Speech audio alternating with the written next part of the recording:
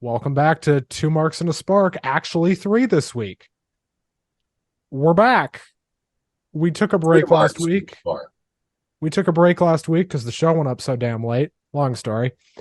Anyway, hi Russ, hi Devlin. Guys, this week fucking sucked on so many levels. Oh my God. We're not going to talk about all the shows. We're going to talk about SmackDown, kind of, and All In, and that's it. I want to talk about, obviously, Terry Funk and Bray Wyatt, and I think the best way to do that is to talk about SmackDown. Right. Because I think they set that up pretty well. SmackDown opened with just the most somber scene you've ever seen in your life. It was just this dark arena with a bunch of people holding up their phone lights and two in memoriam pictures right next to each other. That was just the most haunting image you've ever seen. And like, it was very respectfully done, but it was also just like, this happened in the process of 48 hours. Holy shit. And I don't think it fully hit anybody that all happened in 2 days until SmackDown started. So, first of all, I feel bad. I felt bad right away, in part because they flew the talent halfway across the country. His last match that I saw, I didn't like, and I really, really trashed it. And I love so much of his work that he has done in the past. I feel bad that the last time I saw him, I didn't have anything nice to say about that match, but I really, really missed the guy. He was very creative. He was a hell of an athlete, and he had a hell of a legacy. I'm still an IRS fan, you know. So when did it hit you guys that all of that happened in the process of 2 days? Was it when SmackDown started, or was it when they did the video package? For me, I think it hit right away. I will say this: I was never a fan of the Fiend as a character. I was a fan of Bray Wyatt as a persona. I think Wyndham Rotunda. I mean, some of the words I used on X this week to describe him were innovative, legendary, iconic, creative. He was an out of the box thinker. He looked at not just pro wrestling but the world in a completely different way than everybody else did, and I've always been a fan of that. I think it hit me right away. Like I said, I wasn't a giant fan of the Fiend character. It didn't have anything to do with him. It was more the writing behind it, specifically like how they ended the Hell in a Cell match with Seth Rollins with the lighting and all that stuff. But that's neither here nor there. It's probably the worst week to be a wrestling fan, and I think a lot of wrestling fans, myself included, hopefully used the show today as kind of a way to escape and to forget to for 4 hours put in the back of your mind what's been just a very, very difficult week to be a wrestling fan. And I think this was a really good way to end what wrestling fans needed. I think this was kind of hopefully a cure for. I mean, AEW, let's put it mildly here. AEW got put in a bad spot with everything that happened this week. They got put in an awful spot because if this show would have fallen flat in any way, shape, or form, they would have taken the brunt of whatever anger and vitriol anybody had this week. Absolutely. And yeah, you could say, well, that would have been the case anyway, but it would have been worse today. After the week this community has had, it would have been worse than ever. And, say what you want about 81,000 people, but if this show sucked, none of that would have mattered. I mean, really, 81,000 people would not have mattered if this show sucked. Right. Because what really hit me hard is on Thursday, Ben, when you called me on the phone, that's the first I had heard about Bray Wyatt passing away, and it really hit me hard. was a little stunned, and I felt a sense of loss, because like I told you earlier, I had just been thinking about the Wyatt family Shield match from Elimination Chamber. What was it, 14. 2014? I was there for that. Uh, yeah, and I was thinking about that just recently, and hearing the news, it reminded me of Luke Harper because he had a respiratory ailment and he was recovering and getting better and expected to come back, and then boom, all of a sudden gone. And I was not surprised by Terry Funk's passing from the reports that we had heard from friends of the family that he was in pretty advanced dementia. And so, having lived through friends and family members having gone through that, I think that his passing was merciful because nobody wants to linger in that condition. But I mean, how many hundreds, and probably we're talking hundreds of concussions did that man suffer in his life? I mean, it was amazing he kept going as long as he did. I really, really love I thought about, the scenes with Terry Funk in that movie Beyond the Matter really, really stole the movie, I really love that. And, just the contrast to what an interesting human being he was.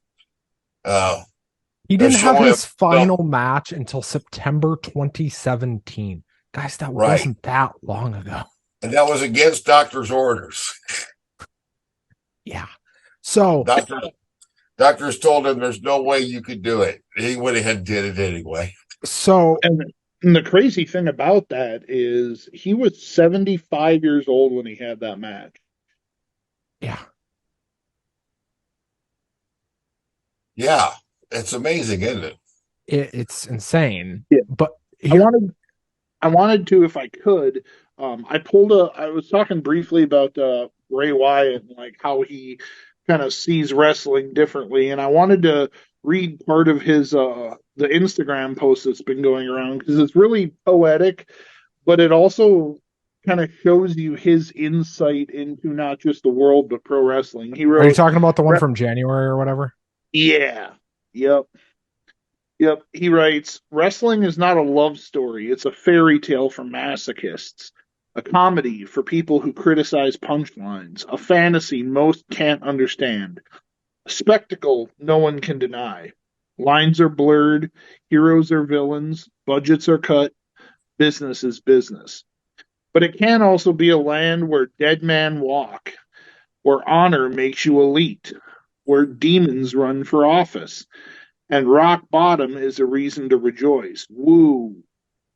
It's an escape, a reason to point the blame at anyone but yourself for 2 to 3 hours, an excuse to be a kid again, and nothing matters except the moment we are in.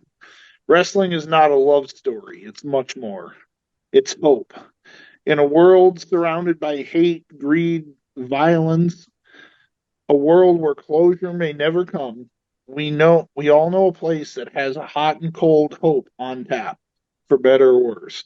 And that line of wrestling, it's an excuse to be a kid again, and nothing else matters except the moment we're in, really kind of encapsulates what I'm talking about. Like, this has been a terrible, terrible week for wrestling fans, and I think AEW, like you said, Ben, they were kind of put in an unfortunate position, and thankfully they delivered. But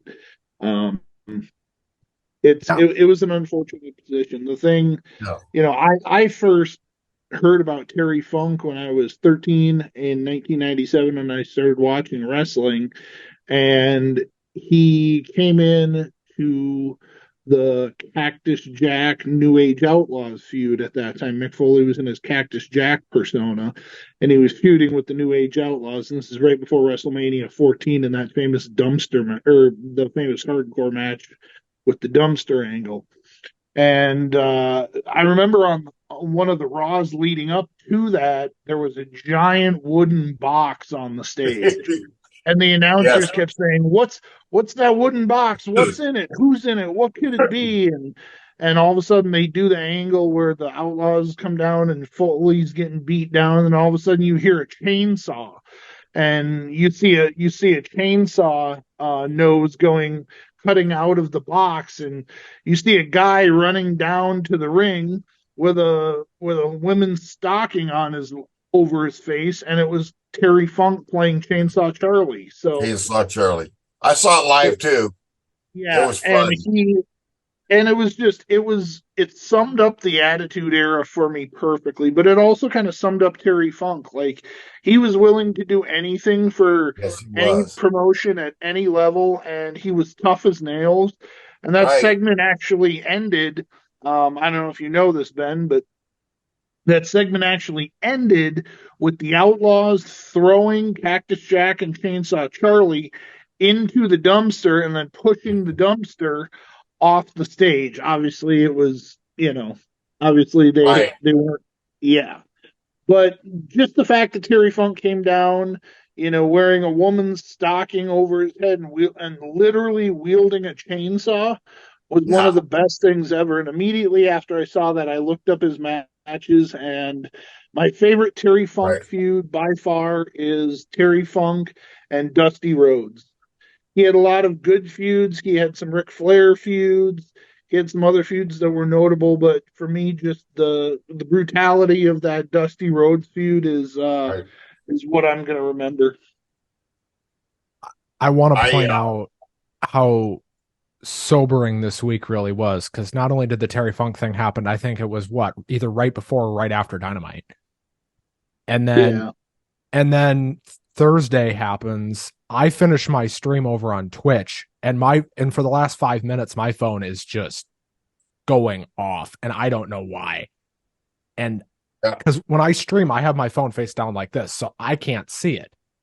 But my phone is buzz, buzz, buzz, buzz, buzz, buzz. And I'm like, what yeah. the fuck is going on? I end this stream at 6:30 Central, and I look at my phone, and all I have is messages on messages on messages. Wyndham Rotunda, Wyndham Rot, and I'm like, no, no, dude, we just lost Terry Funk yesterday. Right. That didn't happen. You know, Terry Funk was bad enough. Like, that was bad. But Wyndham was 36. He had 4 kids. I think that's my biggest thing. That's kind of how I always look at all these passings. Is yes, it's awful and terrible for fans of that performer. As a Terry Funk fan, it was, the Terry Funk news hit me almost as hard as the Bray Wyatt news. Um, but whenever something like this happens, whether it's Eddie Guerrero or Brody Lee or whoever it is, the first thing I automatically think of as a dad is, oh my God, they're kids. Um, And all his kids are you know, really young. That's the thing. and that's the even more Or heartbreaking thing. He's got 4 kids, 2 with JoJo and 2 with his ex-wife, and none of them over 6. oh, that's And right. I forgot he was married to JoJo. They yeah, they they were weren't married. engaged. They were No, Oh, they they were were okay. engaged. Oh, they were a couple then. they were getting Yeah, married on, I believe, No, they've been October. living together and they got kids. They're in my mind, they're married. You know what I right, mean? right. But yeah, I always think, especially, being a dad, my first instinct is always, oh my God, that those kids. Because I can't Yeah, imagine not being around for my daughter and to have that taken away from me as something that wasn't my choice is even more hurt. Because, I mean, those kids don't understand what's going on. They're too young to fully comprehend and understand everything. And it's heartbreaking. right. And another thing that really sucks about all of this, and what hit me was, usually in these WWE video packages, they're pretty bog standard. They're pretty, you know, career highlights, maybe a picture or two. This Bray Wyatt video package was 6 minutes, and half of it was just pictures of him and his kids. I Yeah, mean, and a lot of it, there was a lot more behind the scenes stuff in that video too than I've seen in most tribute videos. Right. And I don't know if that's because they had somebody else do it. I don't know if it's because it was Borash that did it, and when Borash does video packages, that's usually how they turn out. Or, you know, maybe they got a different producer or something for that. But whatever it was nice. It was the best video package they've done in years in terms of tributes. Yeah. I mean, you know, and people were crapping on Alexa Bliss online for not being at the show, which I thought was horse crap, but and she did a video on fucking, I can't even remember what social media it was, but Instagram. Yeah, she did a video on Instagram basically saying, guys, I wanted to be at the show. I was trying to get to Louisville. And she was. WWE was trying to get her to Louisville until they literally had no time left. Not only was she trying to get herself there, but they were trying to get her there. I don't like it when people make those kind of judgmental personal comments on somebody. You know, I don't think we should judge how other people grieve. Well, you know, first of all, friend or family, you know. First of all, health-wise, she shouldn't be on a plane. She's pregnant. Right. She had the baby. Did she?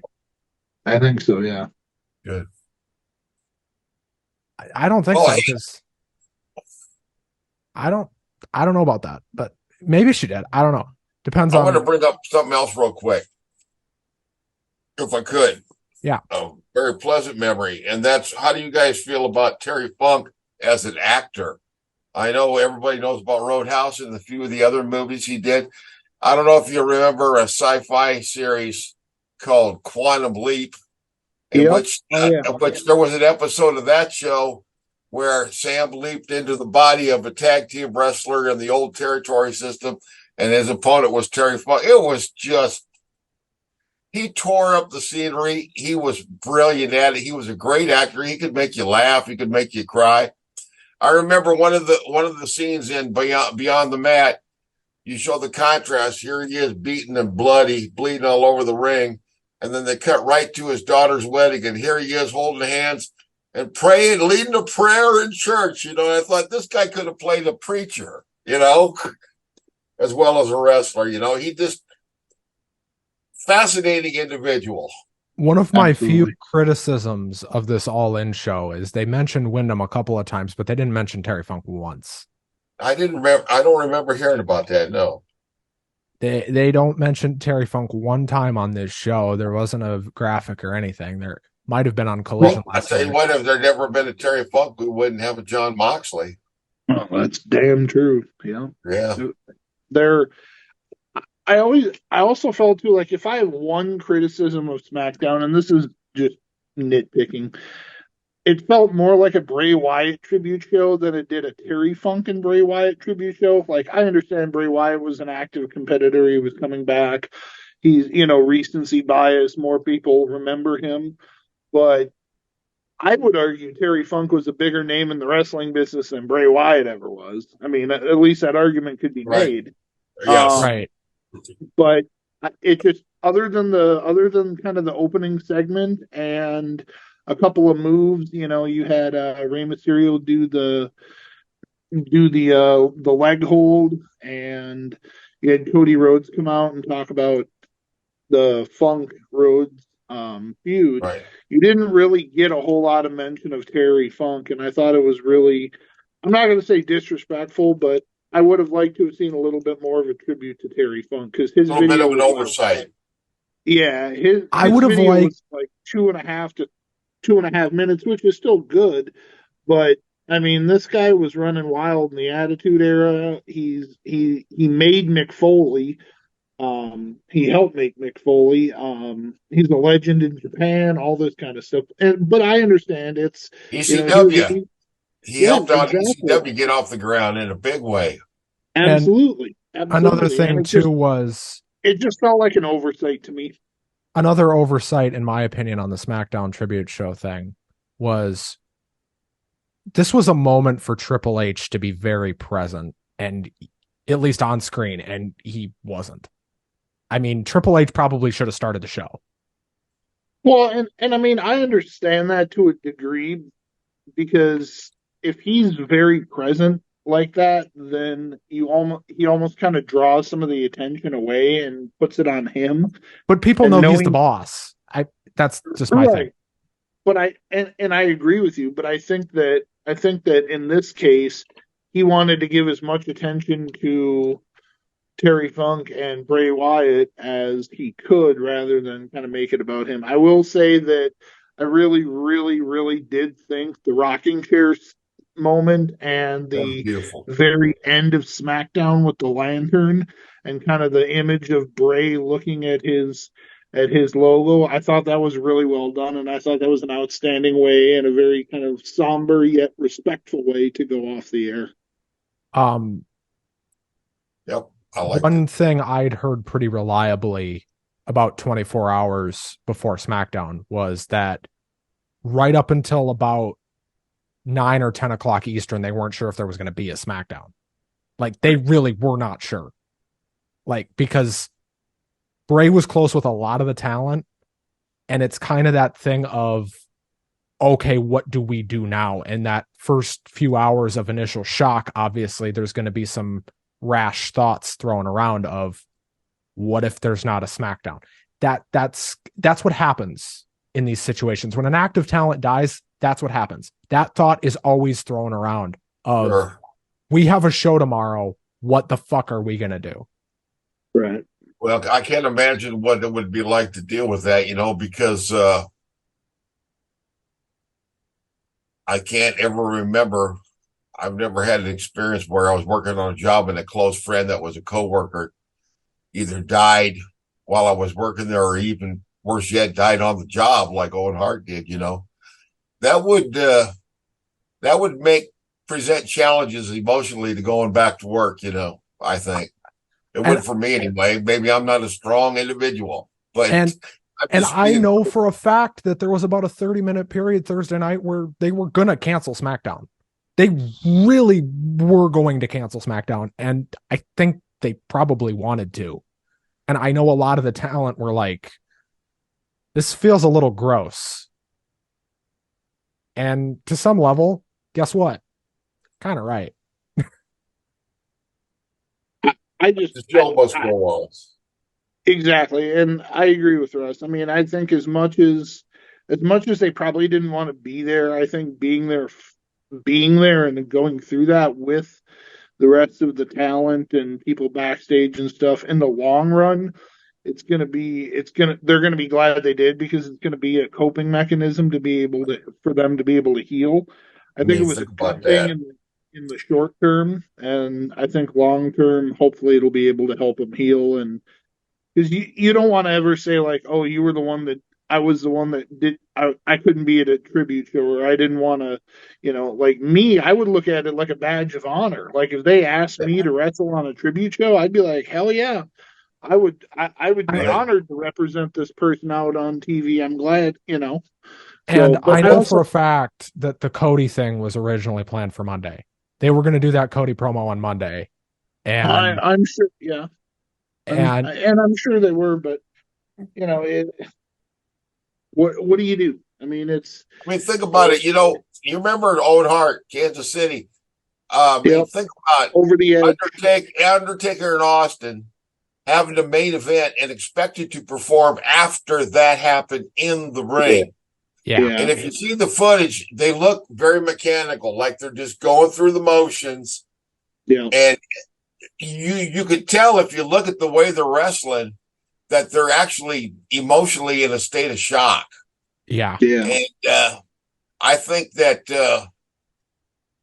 that's a kind of, I thank God they didn't have nothing like that to deal with. yeah. I And Russ hit it on the head. I think I remember watching that pay per view, and I just actually recently rewatched it because I have it on VHS, and I rewatched it and VHS. Yeah. VHS and Analog rules. and going back and rewatching that, like Russ hit it on the head. You can tell they're kind of out there going through the motions, and the crowd Yeah. That was kind of the height. That was kind of the start of the Attitude Era, even the height of the Attitude Era. And the crowd was completely dead after they made the announcement. So you could tell it wasn't just the performer. I mean, it's a tough situation, but I think to wrap it all up, AEW got put in an unfortunate position just because of the fact that they were the first. They were running a major wrestling show at the end of a really, really, really difficult emotional week for a lot of fans.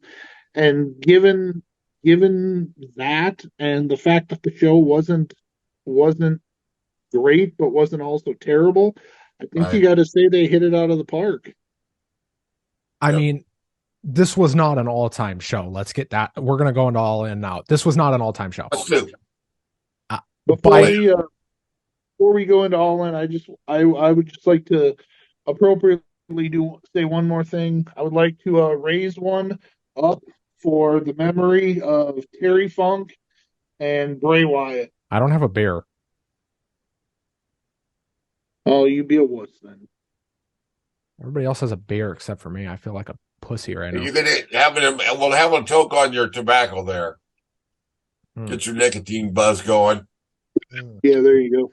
Greatest drug God ever created. Nicotine. I miss it.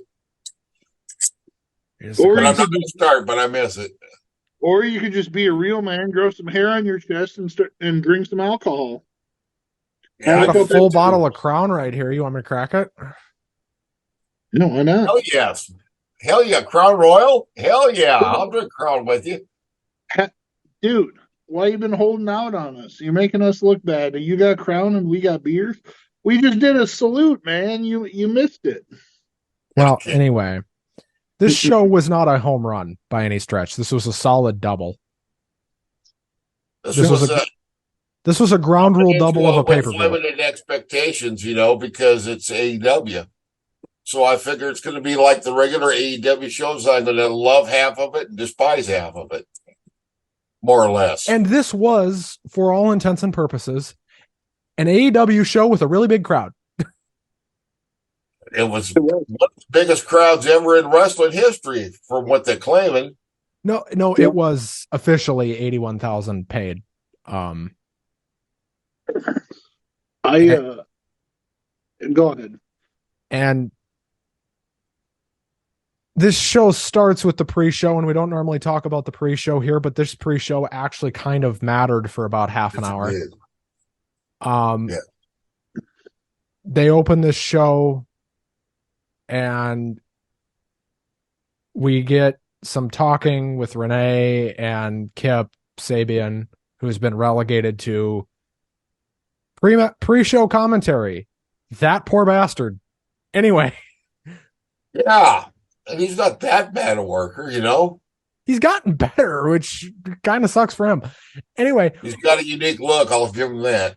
We get a match. He needs to bring the bag back. I'd be okay with that. We got a ROH World Tag Title match between Better Than You, Bebe, and Aussie Open. This was... They told me anything about Aussie Open. I understand they've been around a while. They're new to me, and they're growing on me, but I know nothing about them. This was very much... What a couple of dorky-looking nerds. Look at that stupid haircut. Boy, these guys look ridiculous. And then I'll saw them wrestle and say, hey, they're not too bad. It's funny you mention that. I felt the same way about Imperium when I saw them. Obviously not Gunther or Walter, but like Giovanni and the other guy. I saw them wrestle I saw them for the first time. I'm like, wow, these dudes are nerds. And then I saw them wrestle. I'm like, wow, they can really go. Right. This was, and I feel this way about every and Kaiser Wilhelm. I feel this way about every Adam Cole MJF match that when they're in a tag. This felt like a house show tag match. And every MJF Adam Cole tag match, that's how it feels. It just feels like a house show. Yeah. And this was no different. This was a house show tag team match that went about 8 minutes. It was very good. MJF and Adam Cole win the tag titles. I could have told you that was going to happen. Yeah, I think Stevie Wonder saw that happening. Yeah, probably. I miss my MJF. I really got to tell you, I don't hate this, and it's obviously the ratings are good. The fans love it, and there's obvious reasons to keep it going. But I got to tell you the truth. I kind of miss the devil, you know. I was telling. Now, I I'm was not going to telling. say that they've made me not enjoy seeing MJF on TV. It's Right. not that bad, but I am concerned that, this is going on a little bit too long, and I hope it doesn't. I hope it doesn't end bad. I was texting with Ben throughout the week and the last couple days, and I told him, I said, the I love this MJF. I love this tweener version of him because that's kind of what he is. Like he's not full-fledged baby face, but he's over enough with the crowd. But then he's still like even today in the main event, you saw him put the ring on, you saw him grab the chair, so you know that he's fighting those internal things because Yeah. hey, this guy's my best friend. So I really like when they do character development like this, and that's part of like I relate. I was telling Ben like I related this back to the bloodline stuff. Like a lot of this reminds me of like the Roman and the Jay and the Sammy stuff. Like just major character development Sure. when yes, you can probably what's going to happen at the end of it. You know what's going to happen, but it's how they get there and it's the story they tell. Because I think a lot of people came into this match or came into the show tonight thinking, okay, well, I think if one thing's going to happen, it's either going to be MJF's the Devil's going to come back or Adam Cole's going to turn on MJF. Well, neither one of those things happened, and I think it was smart that they didn't, but I think that shows you kind of how much MJF matters. Like I I'm not gonna I would say in my personal opinion, I think he's a bigger world champion in terms of storyline and eyes and everything than Roman is because the bloodline story's been going on for 3 years and Right. it's not running out of steam, but you know what's going to happen at the end of it. Whereas the MJF thing, I legitimately don't know. I don't know if MJF is going to turn. I don't know if Adam Cole's going to turn. And then what happens when and if they lose the tag titles? How long does it Dur- go? Does it go through Full Gear? Do they go During this through the end match, of the I'm sorry. I didn't mean to do they interrupt. go no, you're good. Do they go through the end of the year and Adam Cole and MJF are still both champions and they run a story where Adam Cole's trying to convince MJF to stay because they're friends? Like there's so many different angles that this can go into. Yeah. I really like the tweener MJF because I think when he's a heel, he's the best heel in professional wrestling. I think when you look Yeah. at the wrestling, the promos, just being a bastard, getting like nuclear heat. There's nobody better at it than MJF. But Right. this tweener role is also a good one for him. But I Well, liked the tag match. And Russ, I'm yeah. going to let you say what you have to say, but I have to say off the Right. jump here. I have not liked a single one of Hook and Jack Perry's matches. I didn't like this one either. Yeah. I don't know what it is with these two, but these two can't have a good match. Can Well, we stop doing it now? I was just going to say in reference to the other real quick is that I expected at one point I thought, oh, I know what's going to happen. Roderick Strong and Adam Cole are going to screw MJF and they're going to be the heels. Did that thought the curry at one point you thought it didn't happen? But hey, in regards to Hook versus Jack Perry, I took notes on this one. There's been stories on the internet about people mocking Jack Perry about wanting to use real glass, and there was that look, real glass, cry me a river, and I thought, you son of a bitch, that's tempered glass. Even these sons of bitches that almost kill themselves in death matches use tempered glass. I said, if you're so tough, let's see you take that through untempered glass, tough guy. Don't try to play with us. We're not as dumb as you think we are. Oh, that's all okay. Enough said. Devlin, have you liked a single one of Hook and Jack Perry's matches?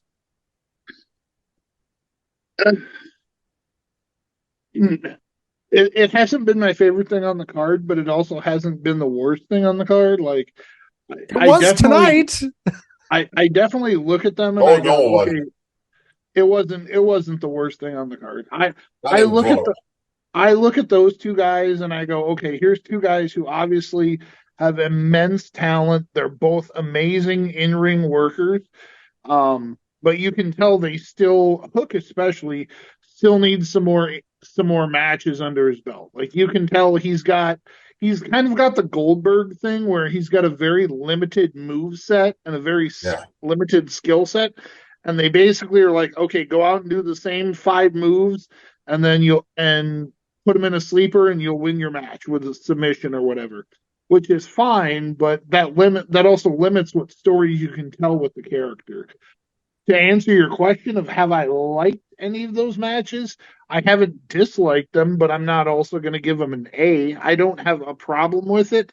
Um, Being on the pay per view, you always have pay per views and premium live events where you have what I call filler matches, which are basically matches to either get people on the card or to get through to the bigger matches with the deeper storylines, and that's to me what this was. And it was weird because, okay, I'll talk about that in a minute. Anyway, so this pre-show felt like it went on and on. After they finished that second match, it felt like this pre-show went on and on forever. And then Paul White started cracking jokes and I was entertained. I was sports entertained, you could say. I really like Paul. he's a funny guy. I really like Paul White. I really Yeah. like Paul White. I don't like Devlin though. He's an asshole. Anyway, Ooh, Devlin, what's wrong with him? He's all right. Yeah, see? Thank you, I I Russ. I love Devlin. I remember when he used to be on Saturday mornings riding around his stunt motorcycle on his cartoon Yeah, adventures. yep, Right, the little Devlin? the Hanna-Barbera cartoon. That's Ben, right. for Ben, since you clearly have no idea what Russ is talking about, there was a show back in the mid 70s. I think it was 74 or 75. It Yeah, ran for like 8 episodes on ABC. It was done by Hanna-Barbera, and it was called Devlin. And the premise of it was that the main character is a knockoff Evil Knievel, is right. basically. But yeah, I think it was with like his uncle and aunt or something. yeah, exactly. Yeah. this show started with No what I comment on that, Benny? He don't care. He don't care Russ No, told about me he about it art. before the show. Russ told me he about that before the show. Anyway, All right. this show started. There was no opening pyro, which I thought was lame because of where Well, hey, that I know that's not lame. That's good. We've got too much pyro in pro wrestling. Too much pyro, period. As a guy who used to sell fireworks for a living, believe me, let's save the pyro for the 4th of July. Please. And I would personally say I agree with Russ. I think if you have pyro at the start of a show, that's a very WWE thing to do, in my but this opinion. is Like that's Wembley kind of Stadium. Yeah, well, but and I get it's daylight too, so it doesn't look as good. right, right. But I also look at it like, would you rather take $5,000 and spend it on pyro, or fly maybe like a surprise debut or a surprise appearance in for the Yeah. show? I would Right. rather do that than spend $5,000 on fireworks. Well, this show started with a very good match that I thought the wrong person won. Samoa Joe versus CM Punk for the real world title. Right. Before I this, I thought before this would this, go the way they did, but I actually wanted Joe to win. before this, CM Punk got in a fist fight with Jack Perry. More on that later. Anyway, Yeah. What do we know about that? So apparently, Jack Perry uh, was coming back through the curtain before Punk was coming out, and Perry like hit him in the shoulder and like pushed him, and it ended up. I don't know what ended up happening, but I saw a report later, I think from Fightful, that Jack Perry had been escorted or asked to leave the building, and it doesn't sound like it was Punk's fault. It sounds like Jack Perry was the instigator. So Huh. Well, there's always some kind of drama going on, which there is is. unfortunate. Yeah. I will say with this match, I liked the ending of this match. I know Ben's not happy with CM Punk winning. I'm okay with CM Punk winning as long because he didn't use the GTS. I've thought that the last couple matches he had, especially the match on Collision the night before, when he ended up using the Coquina clutch and looking right at Samoa Joe, who was sitting there on commentary, I thought that was a really nice, subtle addition to that storyline. And obviously he got what was coming to him on Collision. But I really enjoy when they maybe use a different move in their arsenal that fans still recognize, like the Pepsi plunge, to get a win instead of always using like their finisher, like the GTS or whatever it is. Well, Yeah. Samoa Joe had a lot of fun with this. Samoa Oh, Joe was just he was having the beat, time of his life. yeah, he was beating the snot out of CM Punk. I will say the one spot that I saw something in this match I've never seen before when Joe threw Punk into the announcer's booth, he threw him into the bottom of it instead of the top of it, and you could see him go like halfway under it. And I was like, oh, he's probably blading or doing something under there, and then Yeah. Punk comes out and he's all bloody. So Yep. And then we Yes. get the Battle Royal replacement, aka a 6-man tag. Correct. This screamed, we have to get people on the show. This was the most WWE maneuver I've ever seen. This is one with Paige, Ibushi, and Omega. This screamed, Versus, we want to put Hangman on a show. That's all this was. We want to put Hangman on the show, so let's make a 6-man tag, because they could have gotten Ibushi on this show without this match. They could have gotten Kenny on this show without this match. They could have gotten Jay White on this show without this match. I don't want to knock Adam Page, but what the hell do you do with Cowboy Adam Page? If I was a booker, I wouldn't have any clue what to do with the guy. I'd send him down to Ohio Valley to learn his trade better. The short answer to what you do with Adam Page: mid-carder for life, brother. Dolph Ziggler 2.0, that bitch. I mean, because that's what he is. He's Dolph Ziggler.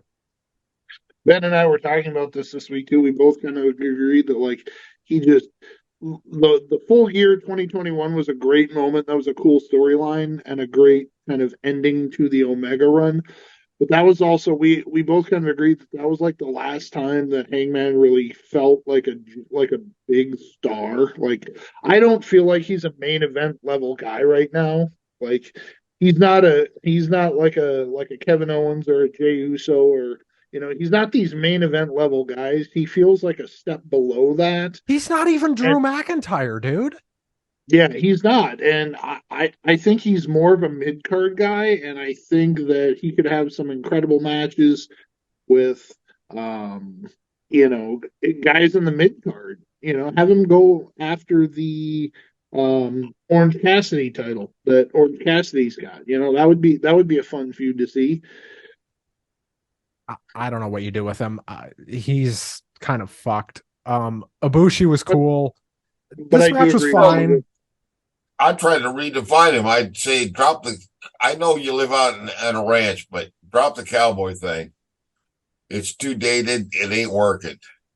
We need to see a different kind of Adam Page. He's been doing the cowboy thing I remember seeing Hangman back in Ring of Honor. It's been going on for a long time. Maybe like go heel and become dark and brooding or something. I don't know. I will say this too, and I actually tweeted this during the show. Like, I cannot wait for a main event Jay White run. Like, to me, Jay White is obviously he's a main event level guy, and he's still new in the company, so they're obviously working him up to that level. But man, when Jay White gets in that main event picture, there's so many feuds and matches I want to see. He's such a talent. And And when they So, finally do him and Kenny, when they finally do him and Kenny one-on-one, yeah. They're going to sell out a building on that match alone. Well, and not only that too, but you could even think about like him versus Jericho. You could do him. You could do like Forbidden Door if you wanted to next year. You could do Jay White versus Will Ospreay. Like that would be a hell of a match too. If Ospreay isn't already in AEW by that point because his deal is up. That is, yeah, that's true. One and done for him, right? So far, Will Ospreay. I don't think so. I think he's probably going to AEW. His contract's up, I believe, in November.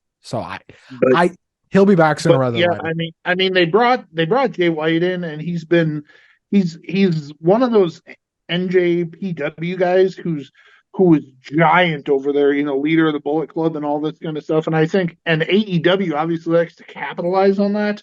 And he screams main event talent to me. Like we were just talking about Hangman Adam Page. If you look at Adam Page and you look at Jay White, which one of those two guys would you rather have in the main event of a pay-per-view? Who feels more like a main eventer? Who looks more like a main eventer? Who's, I always ask the question, if you had to pick between Jay White and Adam Page to build your company around, you're building your company around Jay White. There's just so many feuds and stories and matches because you could even have him. You could even do a feud within the Bullet Club and then Bullet Club versus Bullet Club Gold and get the Young Bucks and Kenny. Like there's so many different things you can do. You could almost layer it like the Bloodline story where you've got all these different kind of inner club layers. And I'm a big Switchblade Jay White fan, and I really, really, really cannot wait for him to be elevated to that main event level. Like I would even like to see a CM Punk versus Jay White feud. I think that would be fun. As a fan of strictly pro wrestling, I'm a CM Punk fan and I'm a Jay White fan, and I would just like to see those two guys work together. Well, who I like even more is I like Hard Rock Juice Robinson. He's a guy who you just I can't take my eyes off him. There's something about it. Yep. And when they're doing their promos and I see Jay White walking around the ring cutting the promo, I keep wishing, I say, give Juice the microphone, give him the mic, let him talk. Because I want to see, and I'm not knocking Jay White, I want to see a whole lot more Juice Robinson. And I think you will too. Like I said, I think, they could even make this story kind of like they did with the Jericho Appreciation Society, where like Jay White's the leader and he's the one doing all the talking and he's the guy front and center. And then you've got the guys behind him who support him, but are getting internally frustrated every week or feel like he's taking the spotlight, or like you said, Juice Robinson could say, well, I'm just as good of a talent as you are, and you're hogging the spotlight. So there's lots of different ways they can go, and I am so excited to see where they go with Jay White. Then we got FTR versus the Young Bucks. I thought this was a good match, but I did not think it was anywhere near better than their first one. These guys had one really great match and then two really good ones. Their first one was great. Their second one was really good. And then this one was also really good.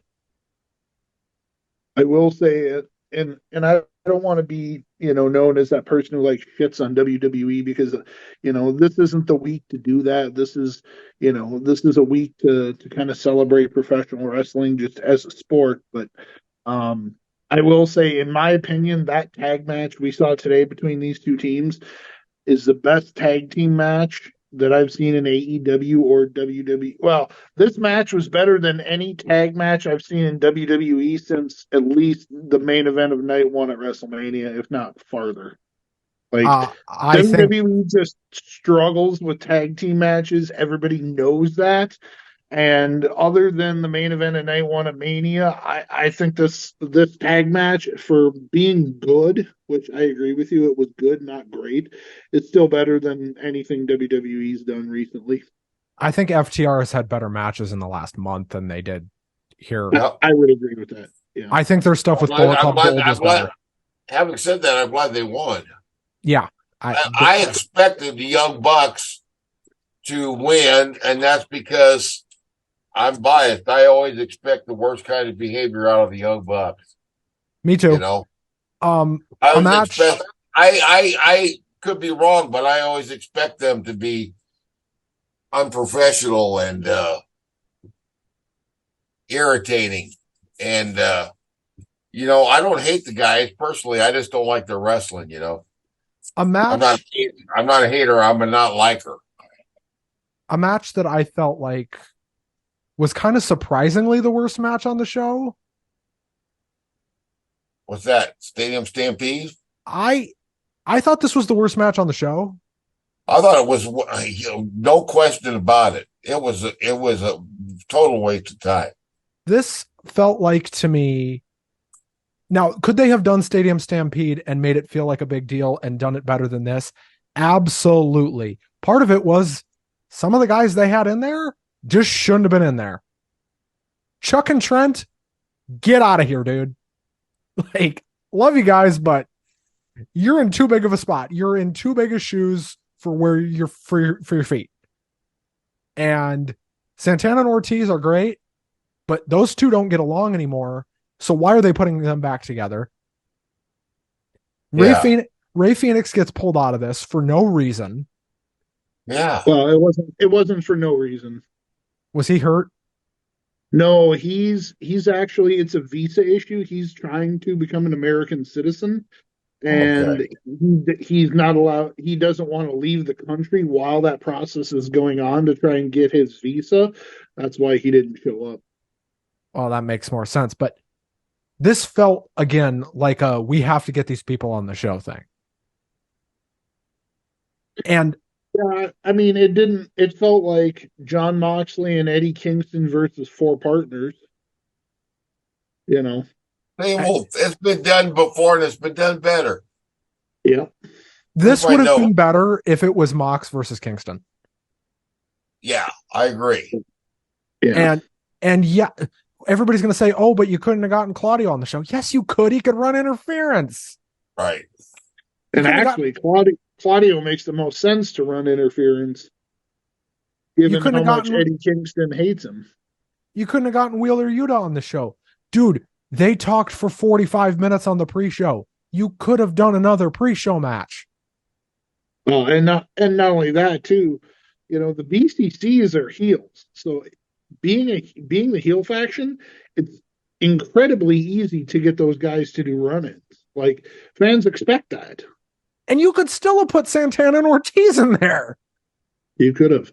Santana and Ortiz, I would have liked to have seen them save the return for this show. Like, I would have liked to have seen them have it be 5-on-3 with two mystery partners or two mystery opponents, and then have the match start, and then like the camera somehow pans over. We find out that it's Santana and Ortiz.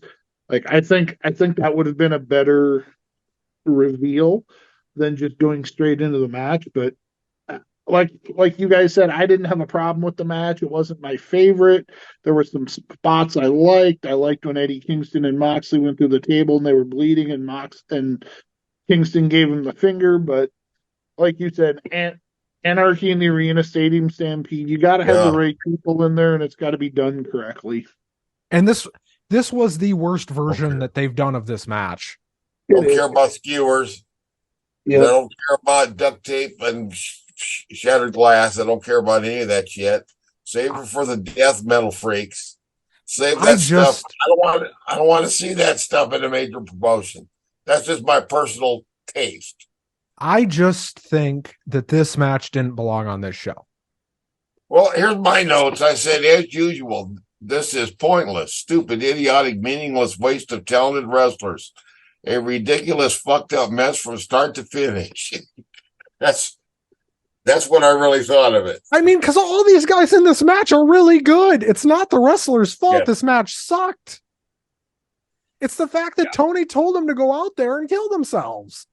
Well, I think this match, more than any other match that we saw on the show, this is a perfect example of Now, obviously, there were some circumstances, obviously, beforehand with having to pull people out of this match for whatever reason. But I think this match is a perfect example of why, if you're going to have a match like this, you need to have build to it, and you need to have storylines with it This came out because of nowhere. it came out of nowhere. I Right. wasn't emotionally invested in it. Moxley's my favorite AEW wrestler, and I love the BCC, but I was underwhelmed by it. I was like, okay, good. This match is happening. There's going to be some cool hardcore stuff, but I wasn't emotionally invested in it. I wasn't on the edge of my seat. I wasn't marking out for it. And a Right. lot of that is because they didn't have time or chose not to build a proper story around this. Also, they just I did this mean, exact match type at Double or Nothing. They just yeah, did this 3 months ago. they Right. did. And for me, I still don't understand why or how. Maybe one of the guys doesn't want to do it, but I don't understand why you have a built-in story of Eddie Kingston and Claudio Castagnoli, their despise and their hatred for each other and everything, and why that has not yet main evented a pay-per-view or even been on a pay-per-view. Like that match one-on-one would be fantastic. Just give Eddie Kingston a live mic, let him do his business, build that feud. You can sprinkle Moxley in here and there if you need to. Let that feud be a burn to Full Gear and then have a payoff. Like that match would have been better than this whole thing. But what I'm saying is this match to me is the biggest match on the show that suffered from lack of build. This match could have been 5 times better if they'd spent a month building stories. They had matches on Collision and Dynamite and maybe backstage segments or things like that. And hear me out, you do a series of matches where Kingston has to beat all these guys to get to Moxley or to get to Claudio or to get to whoever. Yeah. And then you just do a fucking one-on-one no DQ false count anywhere match. Yeah. Because this blew my mind of how bad it was. And it just, they were trying to make it matter. But the problem was you just did it 3 months ago. This pay-per-view felt more like Double or Nothing than an All In or a WrestleMania or a big show. This felt more like a middle of the year AEW pay-per-view. We're doing it because we have to. I mean, well, yeah. This felt like the first Full Gear, which if you remember the first Full Gear, that very much felt like a we don't know what we're doing. Yeah.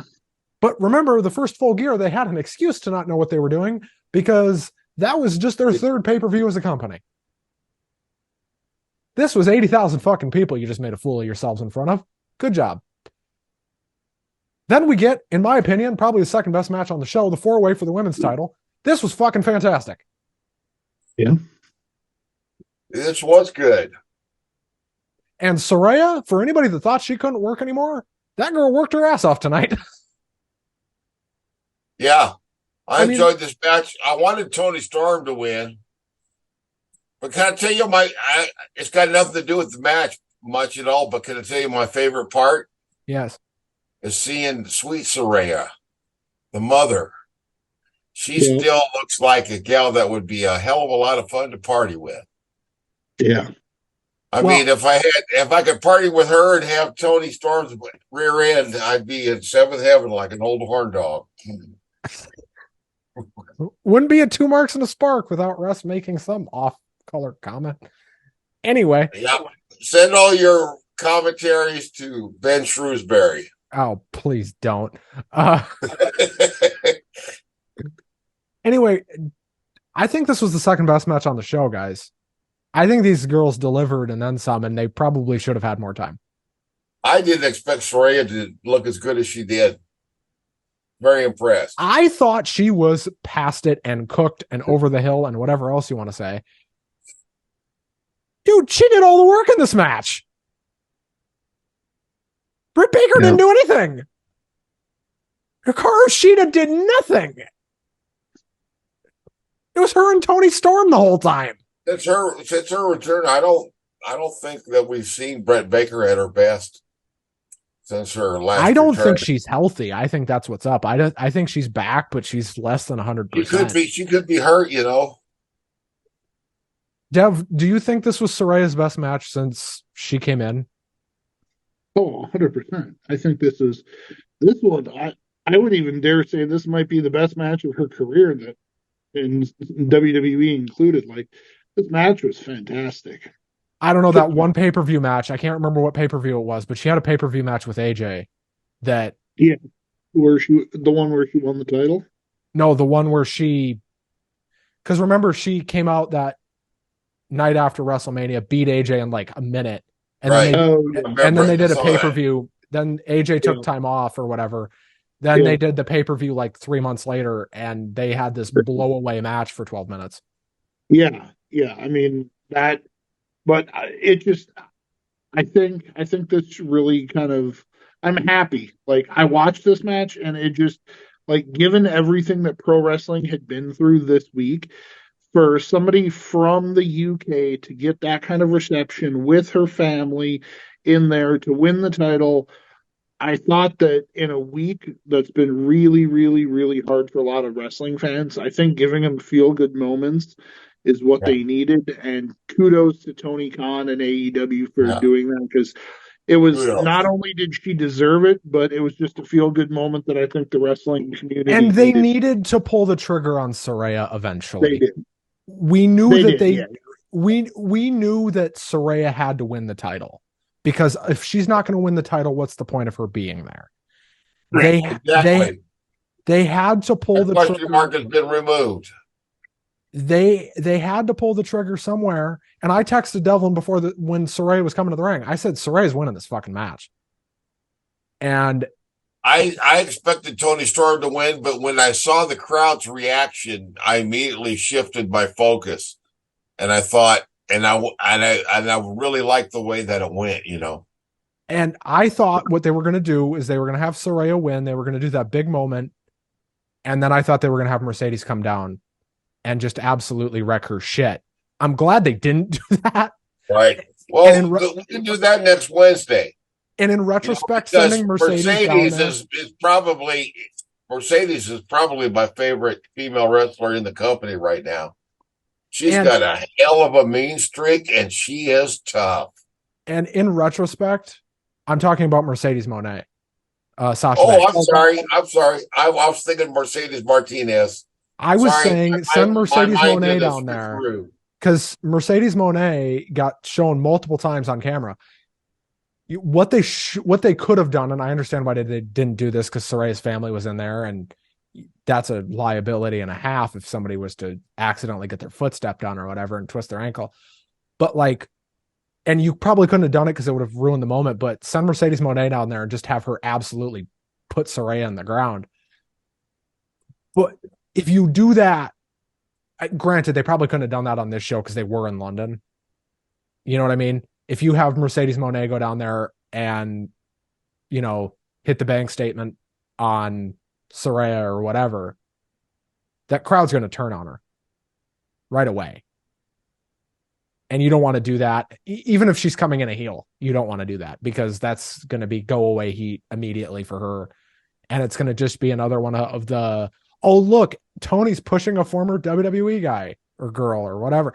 It's going to be the same thing. And I just don't think Tony wanted to hear it. So I think Tony said, fuck it. We're going to put the belts on Saraya. We're going to shoot off the fucking pyro. We're going to drop the fucking confetti. We're going to get her family in there. We're going to make us look like $1 million fucking dollars on a really shitty week. And Mercedes Moné will sit up in the fucking press box.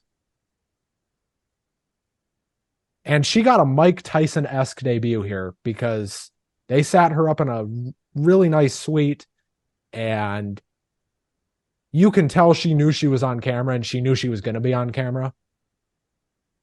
Because I don't know if you guys saw it, but she knew she was going to be on camera.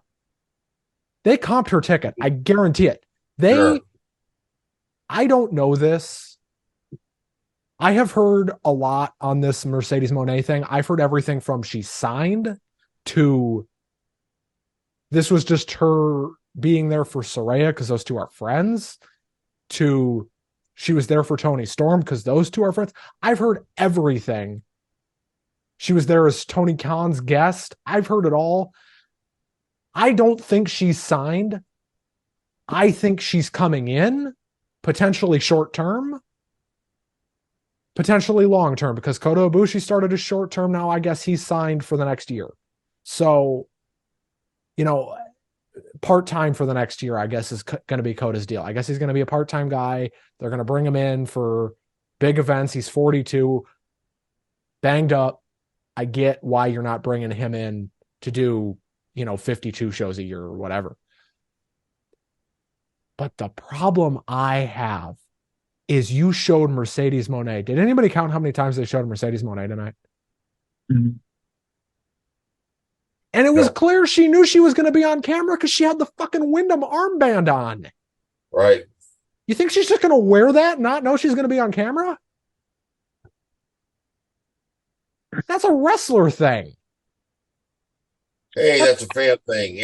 Half the people in the arena were ready to be on TV, I also think that's a friendship thing. They were obviously together in WWE, and whether or not she was going to be on camera, I think she probably would have worn it, even if people had seen her and she was walking around. It would have been weird if she hadn't been wearing one, given the fact that she was in that company at the same time as Bray Wyatt. So I agree with you. I do think it was TV related, but I also think part of it was just the fact that they were coworkers and friends as well. I think if they're smart about how they do this on Wednesday, there's a very good chance Mercedes Moné and Saraya close the show next week. If they do this right, because that is the money match, right? Mercedes Moné and Saraya is now the money match in that women's division. That is the match. Yeah, until either Jade Cargill, Jamie Hayter, or Chris Statlander gets in the ring with Mercedes Moné. Yes, as of right now, that's the money match. Or, and this isn't going to happen, unless Rhea Ripley jumps ship tomorrow. Right. That's the match. Right. Ripley ain't going nowhere. And Rhea Ripley is frankly too over in the other company to even think about it. Exactly. I think her husband, to be, is going to be leaving AEW and going to WWE. Again, yeah. Then it could be Ben Murphy again, or whatever his name was. Buddy Murphy. Buddy Murphy. Buddy, here's his new gimmick. Buddy Murphy, the cuckolding man. They're going to do it. I'm telling you what. Anyway. Yeah. Then we got a snooze fest of Darby Allin and Sting against Swerve Strickland and Christian Cage. I did not like this at all. No, I was disappointed, I mean, I was disappointed when they found out it was going to be a coffin match. I'm also disappointed because I like Swerve. He's one that continues to grow on me. I think he has great potential. I can't even remember. What was he in WWE? What was his name? Did he come over from NXT? Isaiah Swerve Strickland. He was in the Hit Row. Swerve Strickland, thank you. He was Isaiah Swerve. He was Isaiah. I'm excited about this guy's potential as a wrestling superstar.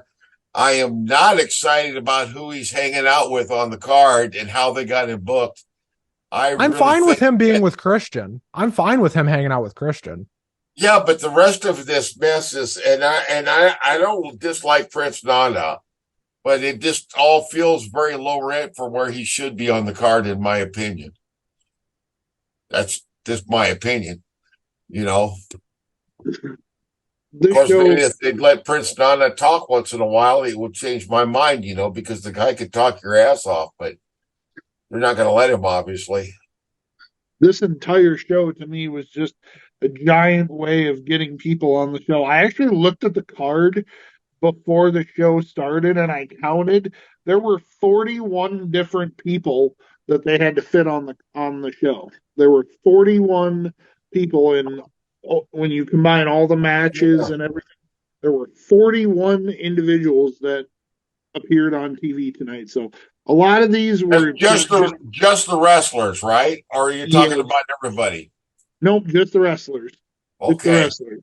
Yeah, they had 41 wrestlers. When you combine the singles matches, the mixed matches, the tags, Right. everything. See, and It was that's not even half the card.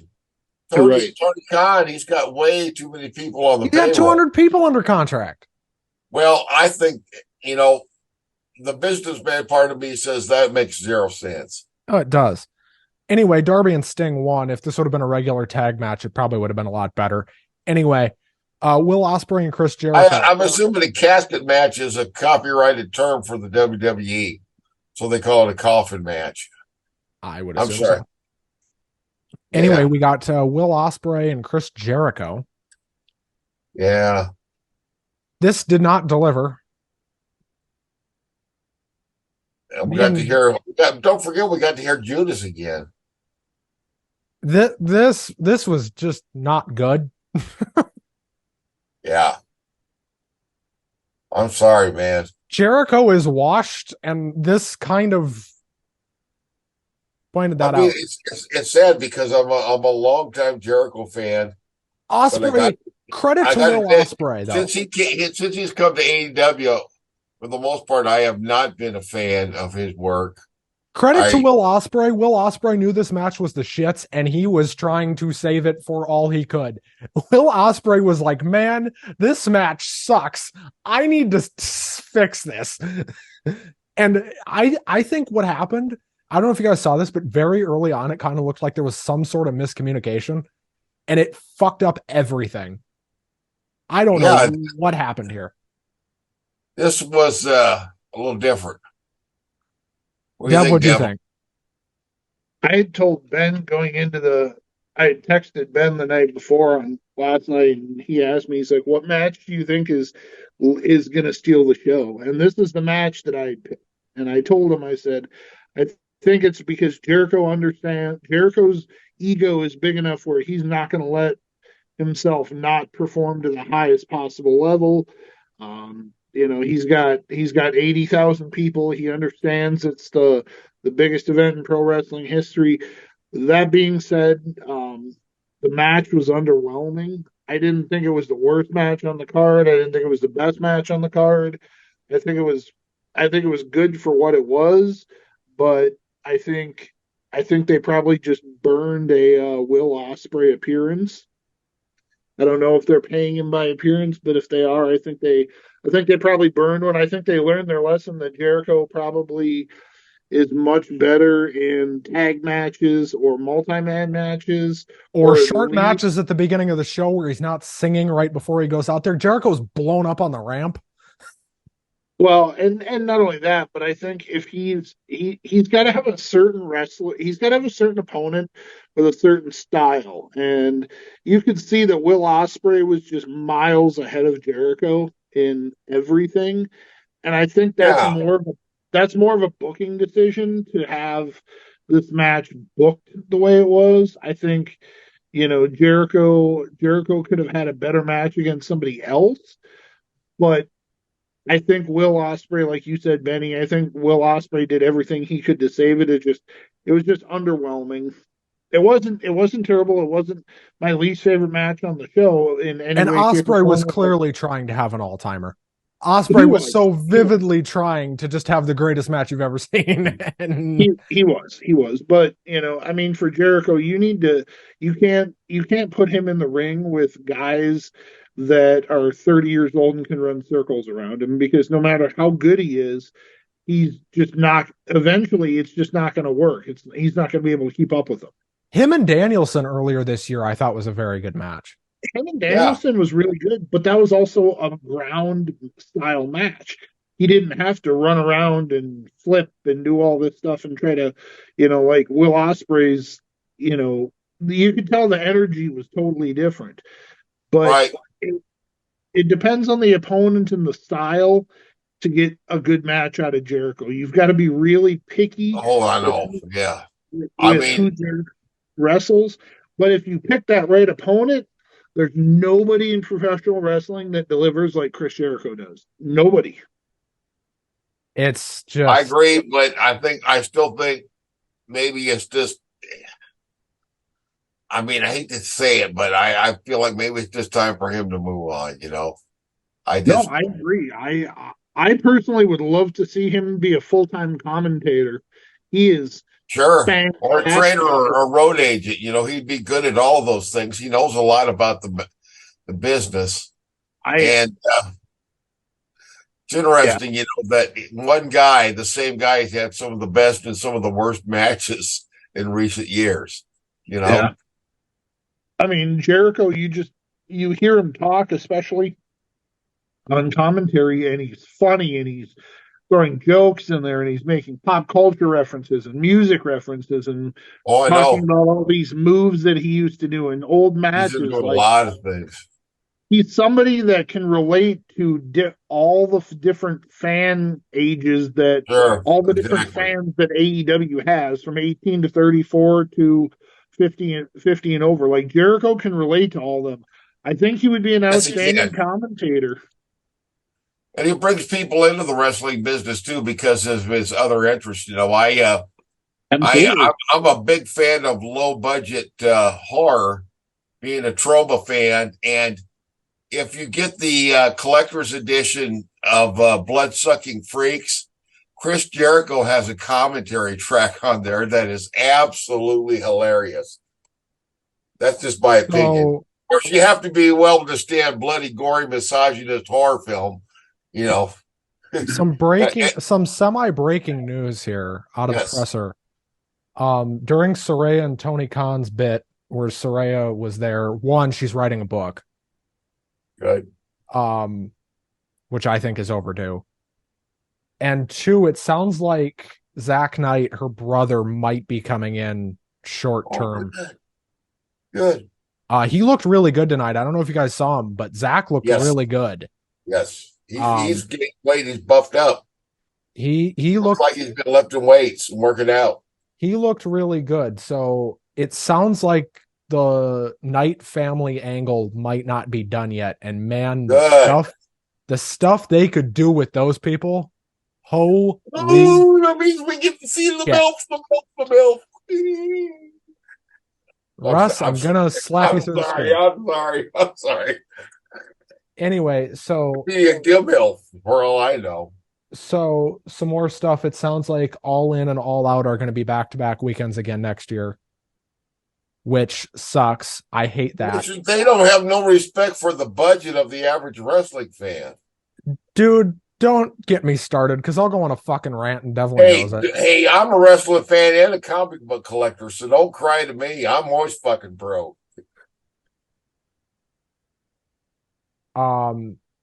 There is absolutely no defense for them charging $50 for a pay-per-view 2 weeks in a row.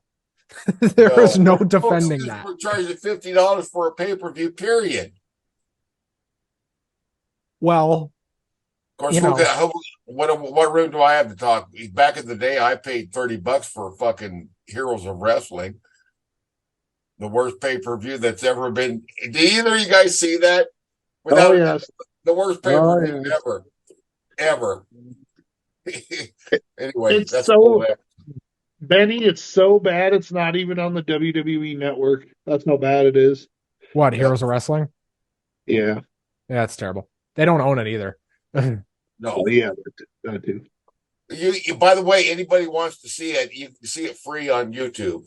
Yeah. So And poor Dutch Mantel trying to do commentary in what had to be the longest 2 hours of his freaking life. God bless Ben Coulter. I don't know. For example, so we could do this show, I bought All In for both me and Devlin. That cost me a pretty penny. Yeah. I also bought them all out. But, Devlin, I don't think you're going to be here next week. But if you are, cool. If you're not, we haven't talked about it. So, yeah. Would love to see you. Well, again, so for somebody like me who does a show like this, I factor it into, my cost. This date. Is it tax deductible? God, I fucking hope so. I'm going to find out. I bet it should be. I know an accountant. I should probably call him. Yeah. Anyway. If it's your income is based upon, well, never mind. We won't go into that. Anyway, so like I said, when I'm doing a show like this that requires me to watch paid content, it is extremely fucking egregious and a slap in my face to do two of them on back-to-back weeks. Yeah. And for that, I say, fuck you, Tony Khan, and a double fuck you for thinking about doing it again next year. Devlin, your thoughts? Backlash is actually the night before, so there you go. Oh, God, yeah. We got Backlash and Backlash is Saturday night, and All Out is Sunday. Yeah, we know. Payback. And it'll be Sunday evening for us here. Yep. So I'd be willing to stay up late if you want to broadcast right after. Yeah, that's probably what we'll do. But we still got to get to the trios match. This trios match, I thought this was going to be the worst match on the show. No, it wasn't. It was pretty good. I was mildly impressed with this, and Billy Gunn didn't do much, but nor should he. That's all right. He doesn't need to do a lot because he's old. I think the fact that they brought him back as badass Billy Gunn was pretty cool. That was a nice little nostalgic callback for those of us who grew up watching the Attitude Era. I think the wrong team won, but I was okay with it. I agree. I like House of Black, especially, and I know he's not a fan favorite in the biggest way as the other two, but I'm a huge fan of Brody King. Like I said, on the pay-per-views is what he does the whole corpse paint. And I really, really like that because, go Google or YouTube and look up bands like Gorgoroth and Dark Throne, these Swedish and Norwegian black and death metal bands. That's exactly the vibe that he's got, and it fits perfectly with the whole sort of evil vibe of the, the reason why Malachi Black was not allowed to wrestle in Saudi Arabia is because his tattoos, he's got different pagan deities and satanic symbols tattooed onto his body. And in Saudi Arabia, they don't allow that to be shown in public. And by the way, we're going to move on from this match in a second because it's fairly insignificant in the scope of the show. But shout out to Julia Hart for being willing to take a fucking bump. Yeah. Because that does not do anything. That does not happen if she doesn't want to do it. If she says no, that thing's dead. Right. I personally disagree with you guys. I agree with you guys on the Julia Hart thing. I disagree with you on the fact that the wrong team won. I think the right team won because if the Acclaim doesn't win, then you've completely lost all the momentum you spent 2.5 years building to get them to that point. I think they won because they had to win. Because if they didn't, like I said, they lose all their momentum. Billy Gunn probably goes and retires. Maybe Anthony Bowen starts a singles career or whatever, but I think they had to win. And Max Caster gets relegated to commentary. Yeah, and they win. I think they won because they had to. They'd been losing a lot. Tony wanted to regain some of that momentum, and maybe now we'll get some trios. I mean, I wouldn't mind seeing the Acclaim versus the Elite and Kenny Omega. Sure. I mean, even after the Elite, I can see Anthony Bowens as being a big single star. Absolutely. The guy has great potential. He works good. He looks good. He talks good. And he's been one of the most impressive AEW wrestlers, in my opinion. Anthony Bowens, he's going to be a huge, huge superstar if there's any justice. I agree with you completely. The one guy that I would really like, the one feud I'd really like to see between like mid-card guys is Anthony Bowens and Swerve Strickland. Like that is a feud that That would be really good because you got two really talented guys, lots of energy, lots of passion. They know how to tell a story, And they and are they're both, polar opposites. they are, absolutely. And they work their Right. asses off in the ring. And And I just and think, in both cases, that would move them past where they're at right correct. now. Especially Swerve. I think is. Yeah. I'm not hating on the guys that he's affiliated with. I'm just like he's so much better. So we're He going to talk is. about this main event. Then I got a fun new segment we're going to start doing on these pay-per-view shows. MJF and Adam Cole. This was just as good as you expected, if not better. This was fantastic. You liked the draw ending then? Oh, I hated the finish. I hated both finishes because there was two finishes to this fucking match. So about 15 minutes in, they false finish us with a double pin. I got really mad. Not nearly Really? as mad as I get later. Yeah, he got really mad, people. Really mad. I texted Devlin, double pin bullshit. What the fuck? Biggest show of the year, my ass. Fuck you, Tony. Anyway. Man. In all caps. And then, and there'd be another fuck you, Tony later. We'll get to that. And then we do this whole conflicting storytelling thing, this long thing. Far more entertaining than the Jey Uso Roman Reigns match that I didn't think was very good. Anyway, I like the nod to the Eddie Guerrero chair angle. I thought that was a really funny nod. I really thought I was like, okay, I see where they're going with that, and a lot of fans did, and I really thought that was a clever work in. Then we get this stupid fucking finish that just stunk to this brilliant match. A fucking schoolboy roll up, or was it a roll through? Whatever it was, The most devastating move in all of pro wrestling. Oh, it was a small package. To show you this feud is not over, right? And nor should it be. Like this is the AEW equivalent of the Bloodline feud. They need to draw this out as much as they possibly can and keep going with it. Yes. Every week that it's fresh and that it works and that you can bring new angles into it, they need to do it because you've got your world champion, and honestly, the if he's not re-signed already, the guy who's going to be the hottest free agent in wrestling history. So, yeah, do what you can to make him happy. So, overall, I'd give this show a B minus. Yeah. And I think it's elevated slightly because of the crowd.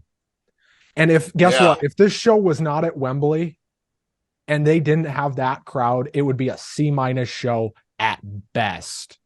Yeah, I agree. I think B minus is about right.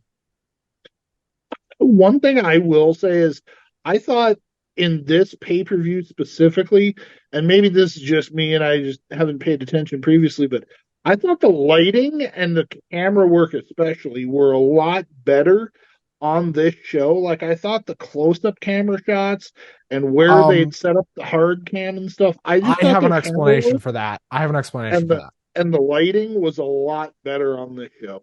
I have an explanation for that. So Wembley Stadium, which is owned mostly by the British government, the British Parliament, has their own production crew. They have their own team that when an event goes in there that's going to be broadcast live, Wembley gets a certain say over how things look, how things are lit, and how things are shot. It's not 100%. Gotcha. It's not 100%, but it's a certain amount of input. Sure. Right. Because Wembley Stadium is England's it's their baby. It's their crown jewel. It's their... Right. It's their premier venue.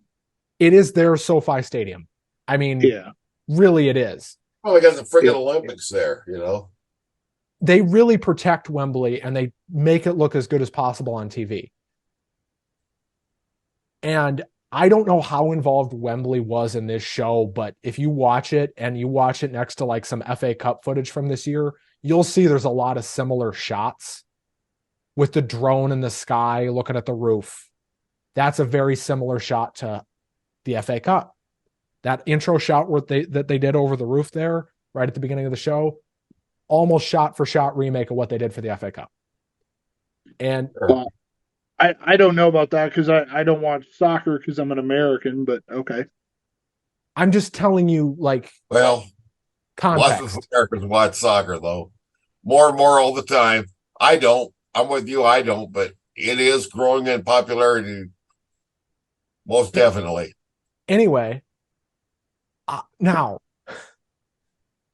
Better than the freaking NFL. the next segment I want to do is the 3 biggest you got relegated, you dumb son of a bitch, on this show.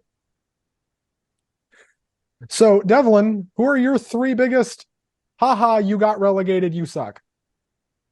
3 biggest losers, basically. Oh, 3 Jack biggest Perry. losers on this show. My biggest loser on this show is Chris Jericho. I think for the match he had, where he was at on the card, I really really enjoyed the contract signing, the promo they had. I enjoyed the build up to this match, and I give them credit that the build up to this match was actually good. Like I was really excited and invested going into this match, and it fell flat. Jericho just it didn't deliver the way I was hoping that it would. So Jericho's my biggest loser. Number 2 is the booking of Sting and Darby Allin. That match, I don't think it needed to be there. I think that should have probably either been a Collision or Dynamite main event, or it should have been on the pre-show. It just didn't feel like it needed to be right in the middle of a card that had 80,000 people on it, or 80,000 people at the arena. And then my third biggest, That match was almost 20 my minutes. third my third biggest, haha, you got relegated, you dumb son of a bitch. I I would, if I had to say, I would say the placement of the Punk Joe match. Like having that match be the opening match, I understand it to a point, but I think that putting those two on first, I'm not going to say it was a mistake, but I think there were other matches that could have performed better if they had opened the show. Let's put it that way. Honorable mention goes to Stadium Stampede, and that's hard for me to say as that fucking that's hard, stipulation. that's hard for me to say because Jon Moxley's my favorite AEW wrestler. Ben can attest to that. The only thing I talk about mostly is Jon Moxley because the dude's a fucking badass. But that match And was just, clinically insane. yes, but that match just it fell flat. So those are kind of my 3 biggest losers. I thought, but the one that stuck out to me the most was Chris Jericho. Just in that moment, I don't think he let everybody down. I don't think it was. I don't think. I think that it just probably wasn't what he wanted. I don't think it was what Tony Khan wanted. I think it should have been more than it was. But again, like I alluded to when we talked about that match, I think he was just in there with the wrong opponent who just ran circles around him. My 3 biggest losers. Oh, by the way, breaking news. October 1st, AEW is going to hold a Wrestle Dream pay-per-view in honor of Antonio Inoki. We're getting another fucking pay-per-view in a month. God damn it, Tony. Shut the fuck up. Anyway. He needs the money. He needs it badly. Well, they just sold out Wembley. Fuck him. Anyway, my 3 biggest haha, you got relegated, you dumb son of a bitch. Number 1, Jack Perry for card placement and card placement alone. This guy went from the co-main event to the fucking pre-show in 3 months. Get fucked, loser. Whose Cheerios did you piss in? Anyway. Number 2, I agree with Devlin, CM Punk. This poor son of a bitch. Oh, but where can I say about Pepsi Phil? First of all, you got a fucking fist fight with Jack Perry before the show. Second of all, you curtain jerked this fucking thing on a show that you were probably, when you first came back, supposed to main event. Yep. That's how you know Tony's mad at him, because not only was he not in the press conference, but he opened the show. Well, like I texted you, I think he's probably got the Brock Lesnar clause in his contract. He was there till the end of the show. Yeah. Anyway, my third biggest loser, and I hate to do this, my third biggest loser is Konosuke Takeshita. This poor son of a bitch. Looked like he was going to be a massive star, probably going to get a singles match on this show, and he gets stuck in a 6-man tag. What happened, dude? Honorable mention, very honorable mention, Eddie Kingston. Just for getting stuck in that Stadium Stampede match, you poor son of a bitch. Yeah. Russ, your three biggest, you got relegated, you dumb son of a bitch. You got relegated, Mr. Perry. I'm sorry. I'll tell you what, that match was so embarrassing, they're going to have to change your dad's zip code to 90212. It was just, and he's a good wrestler. He's got a lot of potential, but terrible booking. Just the other, I'd say second. Co-main event to pre-show. All I need to say. 3 months. Well, the coffin match, I would put second. And I don't think anybody was done any favors there. I know Sting probably can't do that much, but he doesn't have to do anything to impress me. He can just retire and talk. That'd be fine with me. Absolutely. And then the other biggest loser, and it would just be one member of the BCC. And that would be a guy who I don't think has been benefited by his affiliation with BCC, and that's Wheeler. Wheeler, I don't think is being misused. I think that of all the guys in the Blackpool Combat Club, he seems like the one that is the weakest link. That's just my opinion. So I picked those three. Without Brian there. I mean, he definitely is. There's no doubt. He's in there with former world champions and hardcore guys and probably the best submission wrestler in the world. And yeah, he's definitely in over his head. But you can also, I've also been able to see how much it's benefited him too. Like you see where he started when he came in and where he's at now. And I mean, he main evented Dynamite with I can't remember who a while ago, but he went like 45 minutes or an hour with them to a time limit draw. I mean, he's fantastic, but yeah, definitely he's definitely the weakest link in the BCC.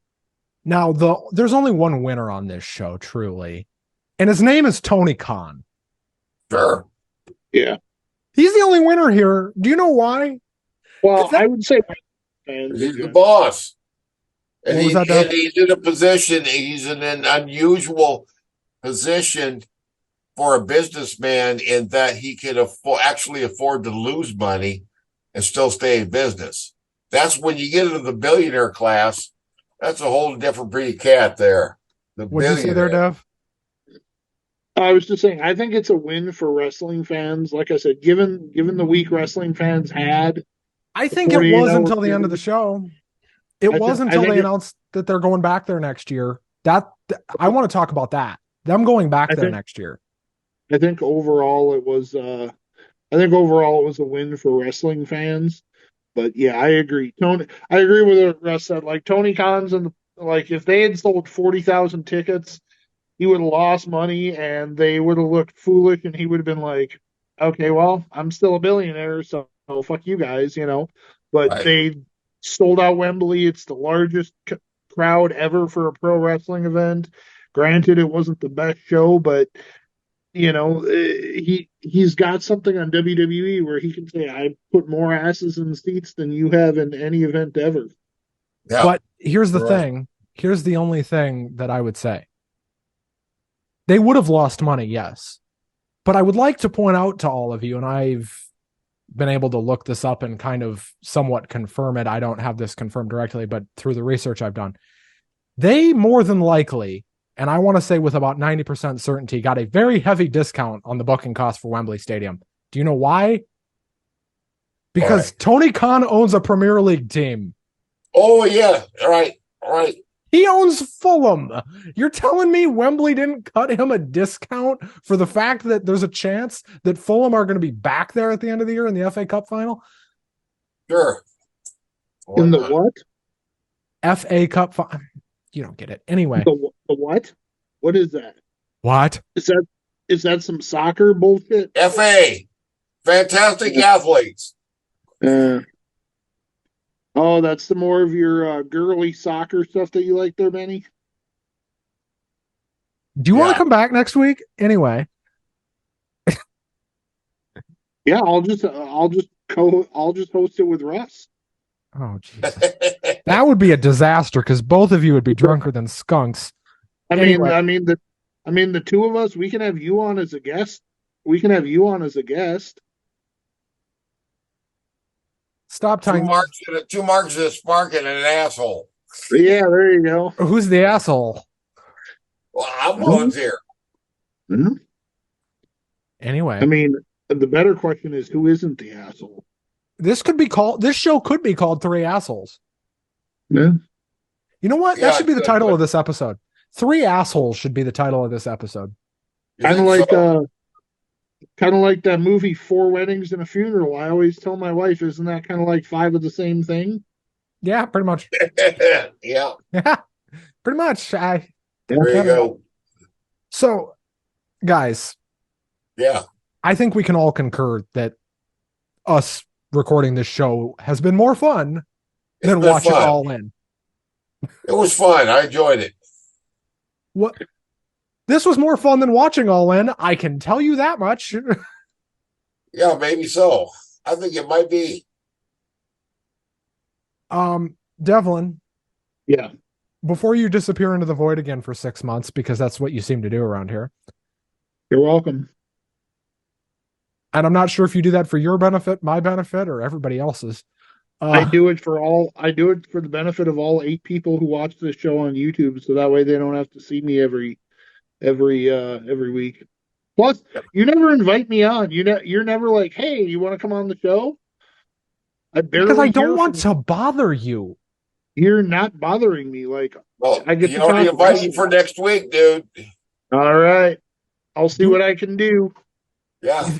Devlin, this is me extending the invite. If you would like to come back next Sunday and talk about Payback and All Out, I almost said All In. You're more than welcome to. But I do have one rule. Do not wear that AEW shirt again. Do you know why I have that rule? Because we have to talk about a WWE pay-per-view next week. Well, to be fair, I have the AEW shirt. I have the WWE tattoo, and I also have my Smoking Skull belt. So I've got both promotions covered. And if you complain about my clothes in any way, I will show up on the next broadcast buck naked. Please don't complain. Oh, Jesus Christ. Maybe I'll do an Eddie Kingston and wear like a singlet, and then halfway through the show when we start talking, I'll just pull the shoulder straps down and just be shirtless. Would you like that, Ben? No. Yeah.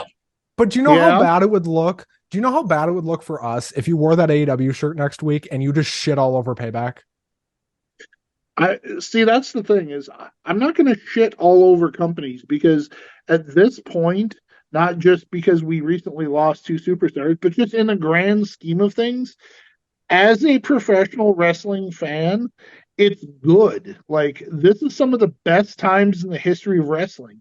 Because you have WWE, you have AEW, whose competition for them, whether or not they admit it, they're more than just, as Triple H said, a t-shirt company. You have Ring of Honor, you have Impact, you have NWA. Like, when one company does well, the entire business does well. So I'm not going to come on here. I mean, yeah, there's going to be things on Payback I'm not going to like, but I'm not going to shit on the show or the company in general, especially given the fact that they just lost one of the best and brightest minds in pro wrestling, and that takes a while to get over. But also, just like I said, the sport's at a point right now where it's got competition. It's got healthy competition. Yeah. There's never been a time in wrestling like this where wrestlers have options to go from AEW to New Japan to And Impact to Devlin, NWA to all this. I'm not. I'm just not going to, because like we're baseball fans. I think we could agree that if Major League Baseball had a competitor right now, they'd be fucked. I I don't know if they'd be fucked, but I think it would definitely make them rethink their product, because baseball to me right now kind of reminds me of how WWE was between 2001 and when AEW started. Like, they have no Right. competition. So Well, like resting on their they laurels. yeah, exactly. They're resting on their laurels. They have no reason to improve. Like, one of the coolest things I've seen in baseball recently was Bryson Stott of the Phillies. He came up and his bat, he had it customized and it looked like a pencil. Like, he had the eraser part on the top. Like, it was so cool. And they don't let, they He got baseball, you fined get for a, that, by the way. I know. He Of get, course he did. That's baseball, how you get old school the people that run the sport are. And they're just not exactly. with it. They're not with it at all. I mean, you get in baseball, you got people getting upset about backflips and home run celebrations. It's like, if you let people be themselves, and that's one of the reasons that wrestling is so good, is because it's like CM Punk always says, this is just me turned up to like 12. If you let baseball players, who by the way come from all different parts of the entire world, be Right. themselves, the sport would be so much better. Like I've always said, the biggest issue baseball has is a marketing issue. When's the last time you saw a baseball player in any national commercial ever? Right. I've said it for years. Do you know, and I don't like the Yankees, but do you know who the most marketable guy outside of Shohei Ohtani is right now? Aaron Aaron fucking Judge. Aaron Boone. Aaron Judge. Fuck Aaron Boone. That motherfucker's getting fired. I'm surprised. You know what? Aaron Boone might get fired while we record this show, because I think the Yankees lost today. Yeah. No, I mean, I agree. Here you go. Yep, he got fired.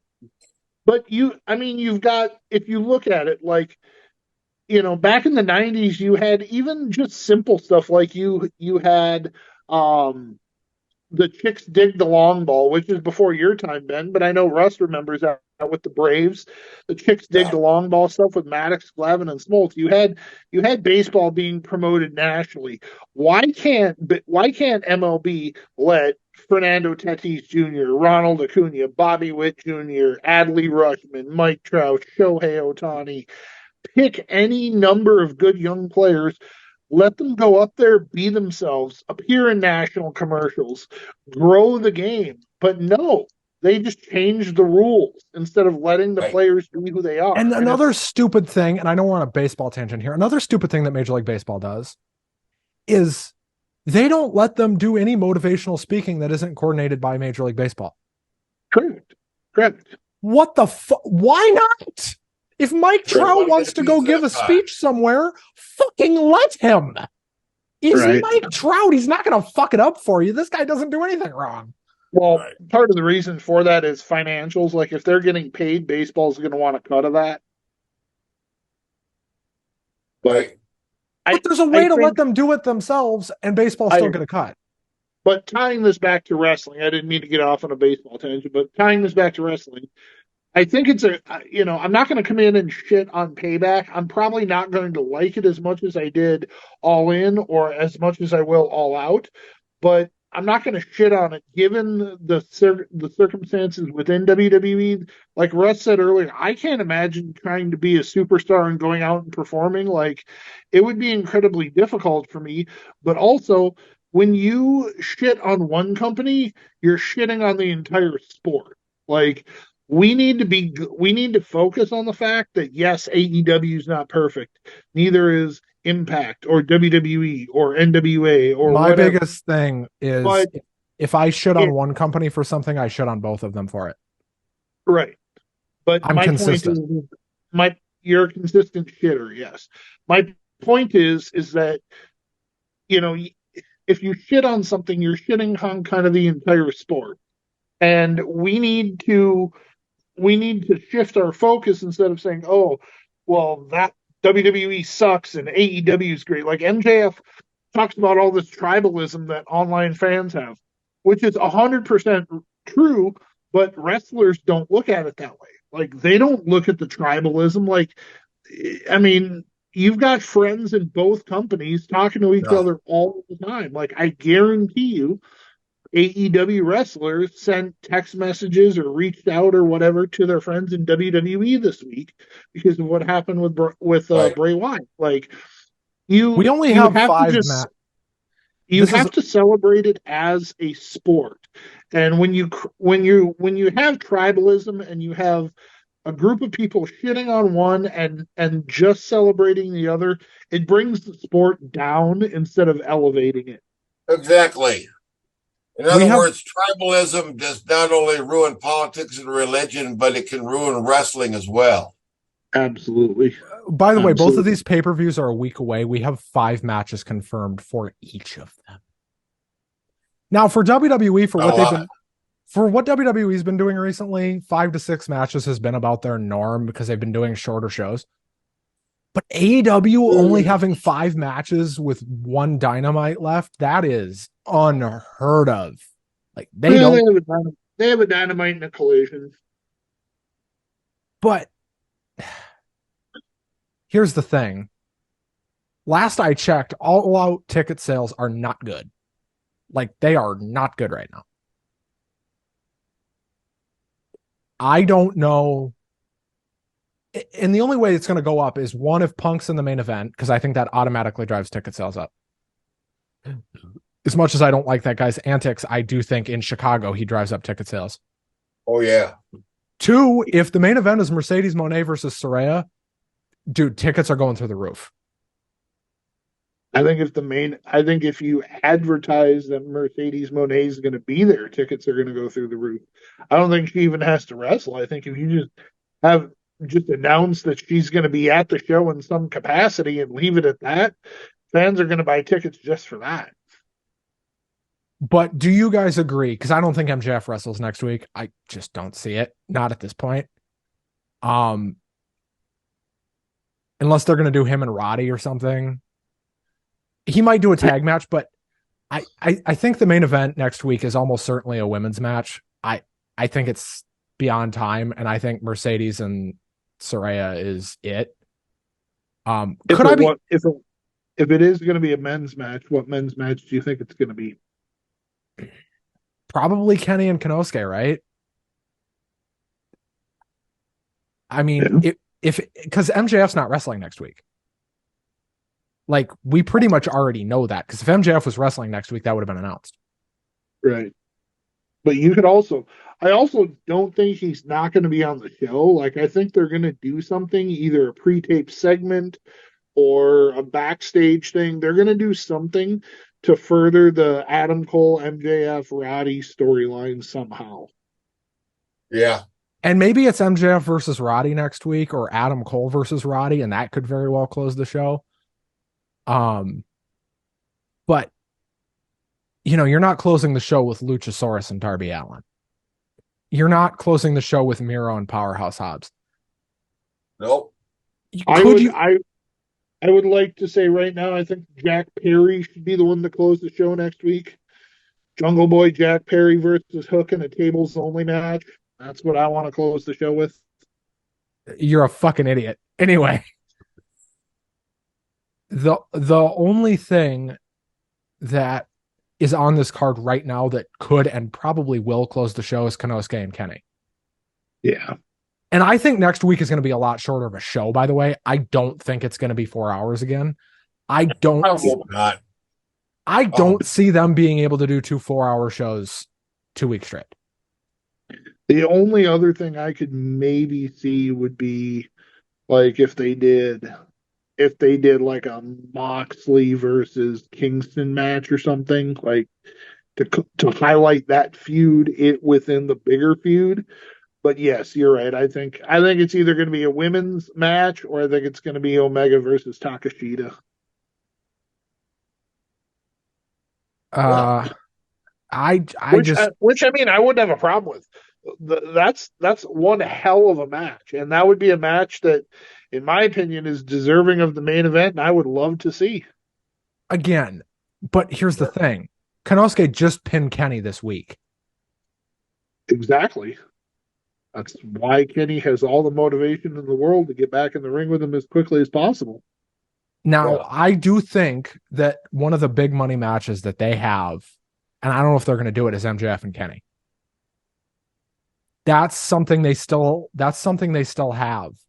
And they've intentionally kept those guys apart, I think. To do that, sorry, go ahead. I think the plan, and it feels like this with the way they're keeping them apart, is either Punk's going to beat MJF, which would be stupid, or Kenny's going to beat MJF. I personally think that they're waiting to see if MJF resigns before they hit the go button on that feud, because that would be probably the best feud in the company, and you don't want to start that feud at, let's say, Full Gear, and then have it run for a month and a half, and then MJF shows up on WWE programming the next week because he signed with them. So right. Do you know what shouldn't? And I mean, absolutely shouldn't close the show? The International Championship match. I was going to say, with you, anything with the Young Bucks or Orange Cassidy. Yeah. It's bad enough having to get Orange Cassidy 9 times out of 10 on Wednesday night. You get Orange Cassidy for an opening match. And then I watched Collision last night, and we got Orange Cassidy on Collision. I thought, I didn't bother watching Collision. I thought the deal was, if we watch Saturday night, we would have to see this bullshit, but maybe I'm wrong. Maybe they had everybody in England and had to do the show they did. Oh, he's so over. Like he's one of the most over people in the company, and I don't think a lot of people realize just how over he is. It's unbelievable. It's unbelievable how over he is. Well, gentlemen. Yes. Who? Where? We will be back here. Yes. At least 2 of us will be. Yeah. Right. Pick a combination. Probably Russ and I. Pick a combination of the 2 of us.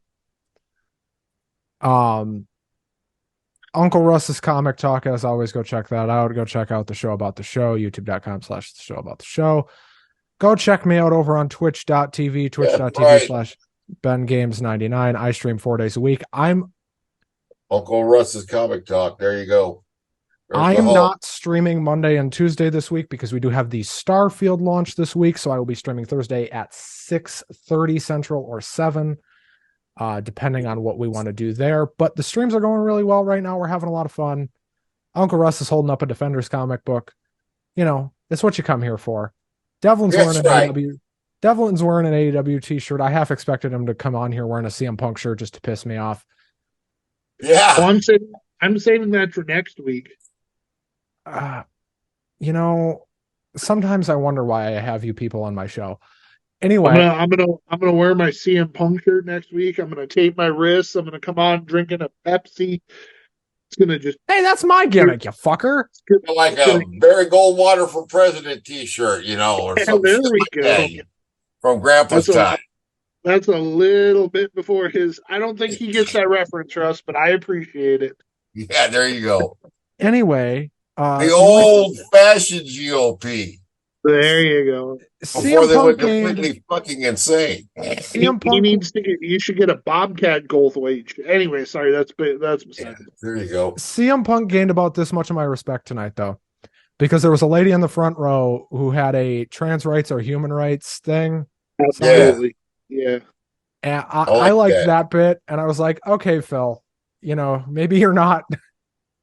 I mean, as a person like that, he's always been that way. Like, I remember when they had the show in Texas, he came out and was saying how, like, women's rights or human rights or whatever it was. Like, he's always been very strongly advocated towards that. And it's not a surprise to me that he did that, but I agree with you. I think it was a nice touch. Yeah. I'm really down with that. I appreciate that change in the attitude in wrestling and in culture in general. I'm And you very know proud what? to have a gay married son and a transgender daughter, both that are very happy, and I'm very happy to have them in my family. And say whatever you want about Pepsi Phil or CM Punk or One Bill Phil, whatever you want to call him. You know, whatever you want to say about him, he he definitely marches to the beat of his own drum. I think that is Right. Oh, he absolutely does. he he doesn't. Here's my thing with Punk. I agree with him politically most of the time. He does say some stuff where I'm like, "Whoa, bud, are you sure that's not a little too far?" Not recently, but like back, like early 2010s, he said some stuff, and I was like, "Okay, buddy, calm down." Like, I get being a liberal, but that's a little that's a little much. Uh, but isn't that just kind of Punk's personality in general? Like, well, that's a little much. Well, Mm-hmm. and I think that's part of the reason that so many people like CM Punk is because he is the voice of the voiceless. If there's one person who's going to stand up in a room full of people who are yes men and take a stand, it's going to be him. You know, he's going to be the person that's going to say no, fuck you, I don't agree with this, or fuck you, I do agree with this. You know, he's he's never going to conform. He's always going to march to the beat of his own drum. But I think that's what a lot of people, myself included, like about him is that he's his own person. He's his own individual. Like, yes, he's a character within the context of this company, but he marches to his own drum. Like, I respect people that can do that and who don't just blend into society and just try to be just another person. I like people who stand out, who take a stand, who say, "Yeah, this is who I am, and I'm proud of it." You know, for better or worse. Now, even if he's an asshole about it sometimes, which he is, and I'll say this, I'm the biggest CM Punk fan, but he is an asshole about it at times. But I'd rather have somebody stand up and be an asshole about it than somebody not stand up at all and stay and remain quiet. Well, I hear CM you. Punk will never remain quiet, but I've tried to end this show 3 times, so I'm actually going to end it now. Guys, All thank you so right. much. Thank you so much for showing up for work today. Good You're to be welcome. on. Thanks, bud. Very One of you showed up on time. I'm not going to name names. It was Uncle well. Russ. Huh? It was Uncle Russ. Well, I wasn't going to point the finger, okay? I mean, you know,